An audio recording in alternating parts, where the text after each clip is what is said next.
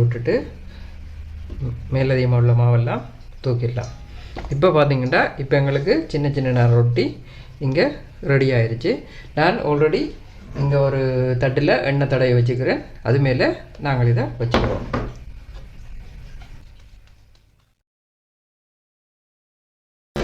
இதை இந்த ரொட்டியை சுட்டெடுத்துக்கலாம். ஸ்டவ் ஆன் பண்ணிடுவோம். ஃபஸ்ட்டு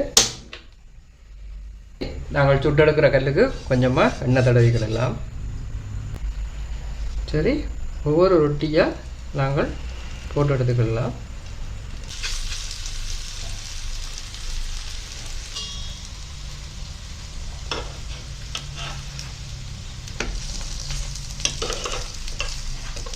ஒரு சின்ன சின்ன ஸ்பூன் வச்சு இந்த ரொட்டியை புரட்டி விட்டுக்கலாம்.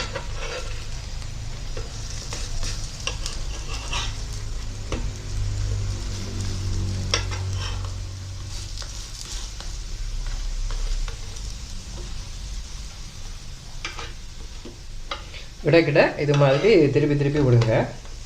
அப்போ தான் இது வந்து ஒரே மாதிரி வேகும். ஒரு தரம் போட்டுட்டு மற்ற தரம் ஒருக்கா பிரட்டினதோட இது போதும் அப்படின்ட்டு விட்டுட வேண்டாம். கொஞ்சம் நேரத்துக்கு ஒருக்கா மாறி மாறி இதை பிரட்டி விடுங்க. அப்போ தான் எல்லா பக்கமும் ஒரே மாதிரி இது வந்து ரொட்டி அவிஞ்சிருக்கும்.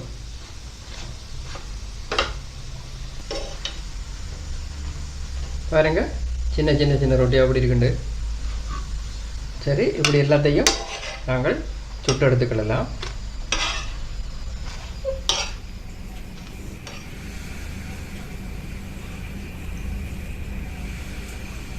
சரி, இதுதான் நாங்கள் இன்றைக்கு செய்த போல் ரொட்டி அண்ட் கட்டை சம்பல். பார்த்துருப்பீங்க இதை நாங்கள் எப்படி செய்தோம்னு சொல்லி. இந்த சம்பல் எப்படி சாப்பிட்றது இந்த ரொட்டியோடு அப்படின்னு சொன்னால், இங்கே வந்து சம்பல் எக்ஸ்ட்ரா இருக்குது.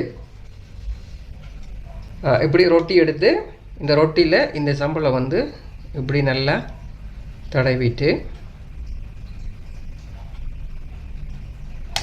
இது மேலே இன்னும் ஒரு ரொட்டி எடுத்து இப்படி வச்சுருவாங்க. இப்படித்தான் அந்த கடையில் வந்து விற்கிறவங்க.